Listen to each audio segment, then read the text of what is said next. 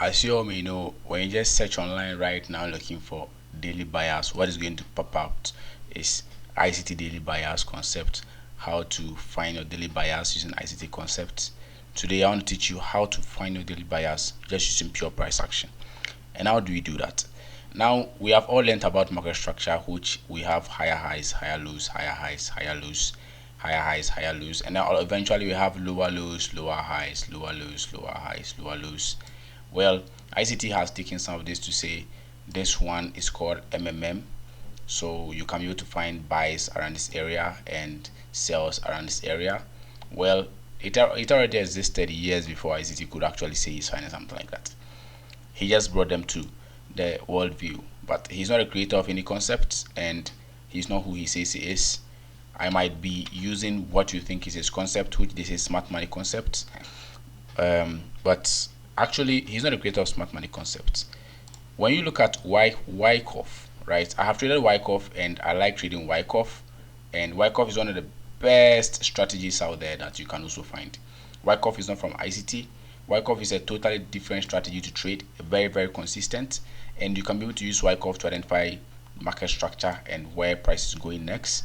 As you can see, this move right here was able to tell me where to go, which was a buy, and this one right here is telling me where to go, which is also looking for another move to the upside. Why would I be looking for a move to the upside? Now let's get into the video. So to identify market structure, you want to always look for where price will go next. Okay, and where is price going next? We have price creating higher highs and higher lows on the weekly time frame. Let's start from here. I'm going to use candle bodies in this case, higher highs and higher lows, and eventually price took out this particular low, but after taking it out, it pushed to the upside and created new higher highs and higher lows as well. Then eventually took out that particular low, created new higher highs and higher lows, as you can find right here. Okay, now price doing this tells you something. When you look at the pattern of how price is moving, price is telling us something. So over here you can see that price actually took out what, this whole structure.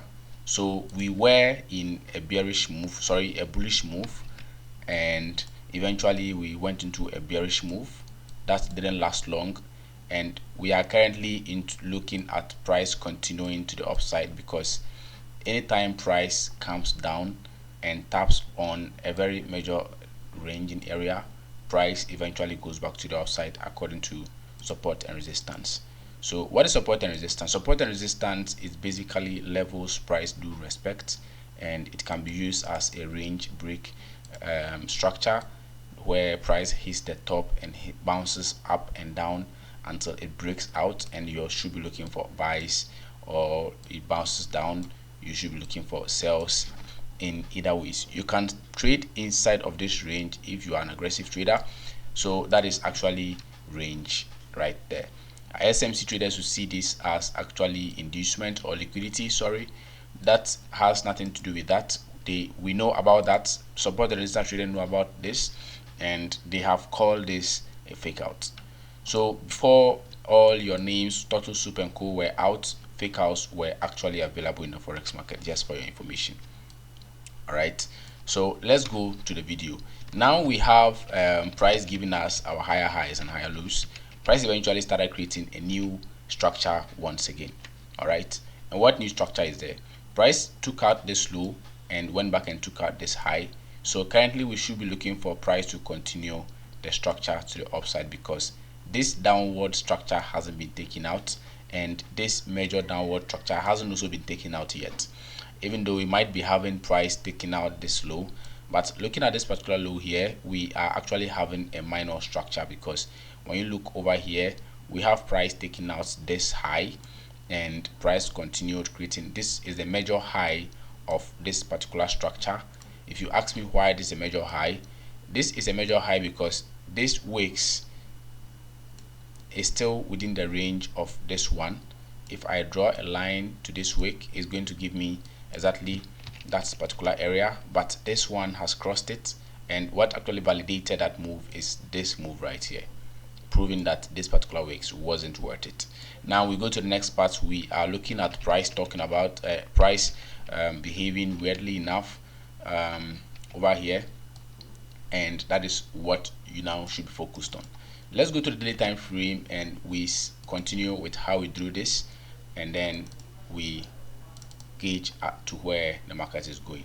So basically on the daily time frame, you would see that we have price doing a lot in here, and you can see how price is moving.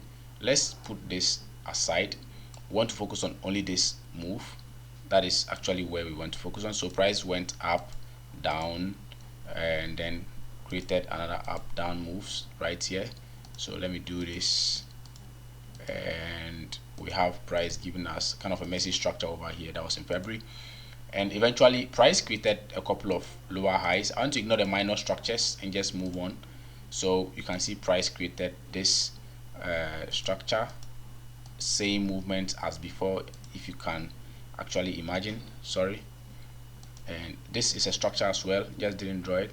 So price took out that structure and continued and took out this structure as well. So currently we have price in a consolidation. Okay, and what is the anticipation? The anticipation is that price is highly likely to go back to the upside, but currently the daily time frame is bearish. Okay, for the weekly time frame we are bullish, but the daily time frame is bearish. We are bullish in the weekly because, as you can see over here, price took out this particular structure on the weekly time frame.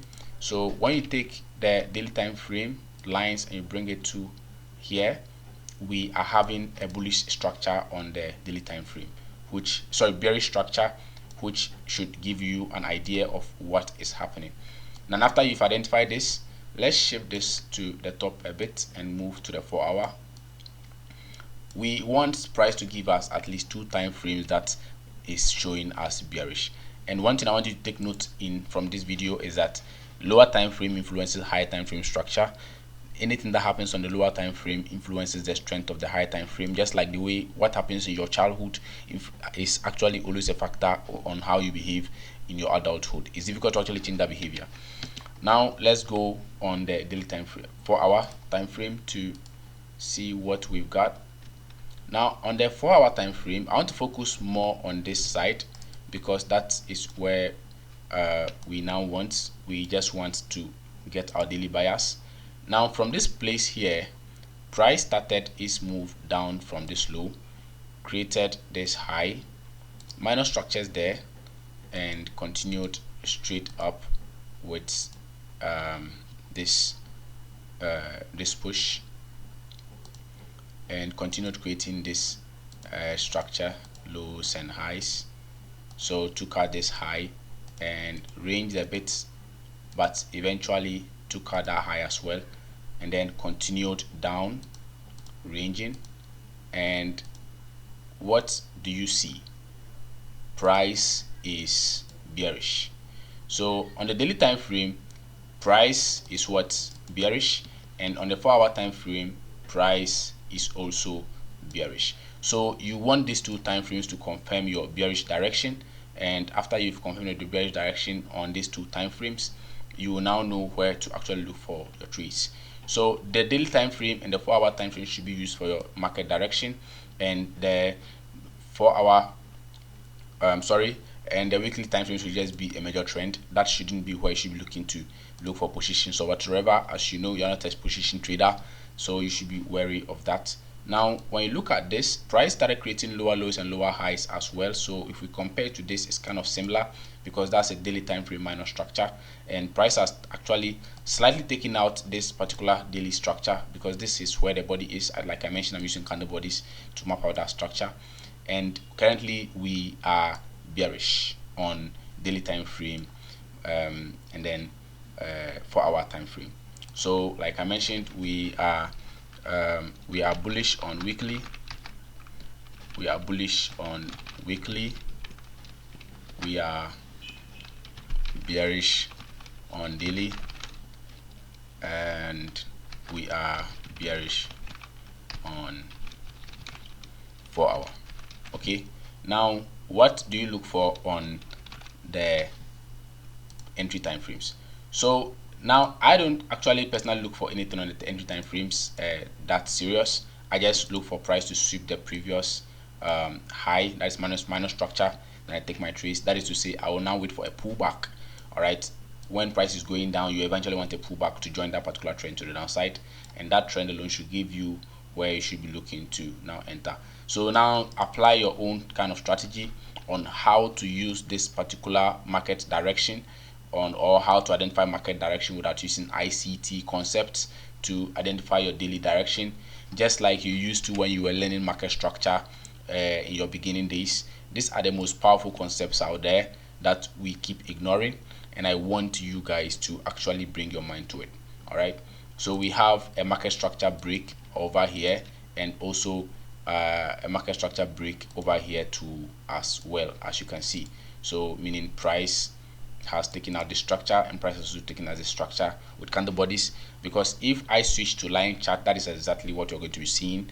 And the reason why I'm using line chart is because actually pullback doesn't care. Okay, even though we can have a double bottom, but as long as that's taken as a high, that particular low with what do you call it, with wicks, sorry, with a full body on the line chart, it doesn't actually matter.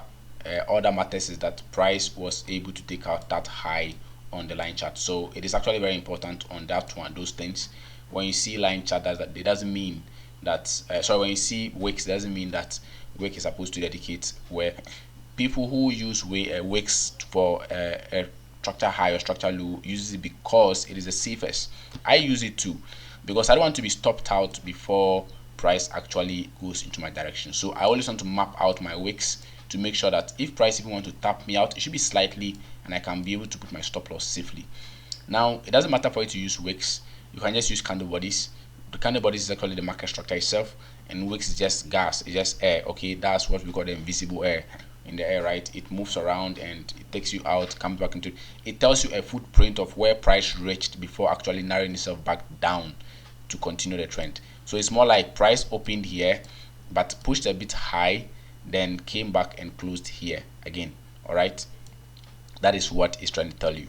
So whatever price went up, sorry, and came back here to continue the trend down. So whatever happened around this place was just actually absolute noise. All right, because if price goes and you actually want to use that place, it's actually where they call trap and whatsoever in ICT, but that is actually invisible noise, and you can always ignore that. That is retail money right there, and you can always ignore that. So yes, that is how to identify daily buyers using pure price action. No ICT concepts here, no nothing, just pure price action.